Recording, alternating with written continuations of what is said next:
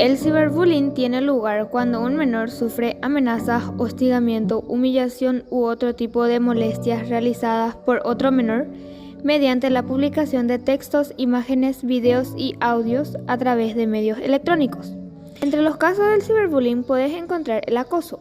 El acoso es un comportamiento agresivo no deseado entre niños de edad escolar que involucra un desequilibrio de poder real o percibido. El comportamiento se repite o tiende a repetirse con el tiempo. Tanto los niños que son acosados como los que acosan pueden padecer problemas graves y duraderos.